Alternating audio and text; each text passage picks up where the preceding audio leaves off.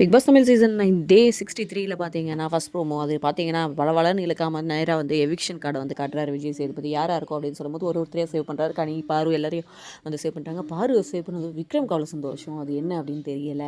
Hot சீட்டில் 3 பேர் இருக்காங்க. அது யார் பார்த்தீங்கன்னா, பிரஜன், சாண்ட்ரா அண்ட் எஃப்ஜே 3 பேர் இருக்காங்க. யார் போவாங்க அப்படின்னு கேட்டிங்கன்னா, கண்டிப்பாக எல்லாரும் ஹவுஸ்மேட்ஸ் சாண்ட்ரா தான் போவாங்க அப்படின்னு நினைக்கிறாங்க. அந்த நேரத்தில் வந்து பார்த்தீங்கன்னா, கம்ருதீன் யூ ஆர் சேவ் அப்படின்னு சொல்லிட்டு டெமோ கோர்லேயே அவர் வந்து சொல்கிறாரு. அதுக்கடுத்ததாக பார்த்தீங்கன்னா, யாரும் எதிர்பாராத விதமாக பிரஜன் தான் இந்த வாரம் வந்து வெளியேற போகிறாரு. ஆனால் சாண்ட்ரா என்னென்ன பண்ண காத்திருக்காங்களோ அப்படின்ற மாதிரி தான் இருக்குது. ஆல்ரெடியே அவங்க லாஸ்ட் வீக் வந்து ஒரு ஒரு டெமோ கட்டினதுக்கே அவ்வளோ வந்து அழுதாங்க.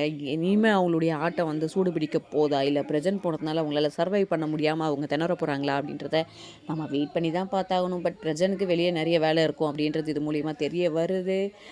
ஆனாலும் கனியை இந்த வாட்டியும் சேவ் பண்ணிட்டாங்க.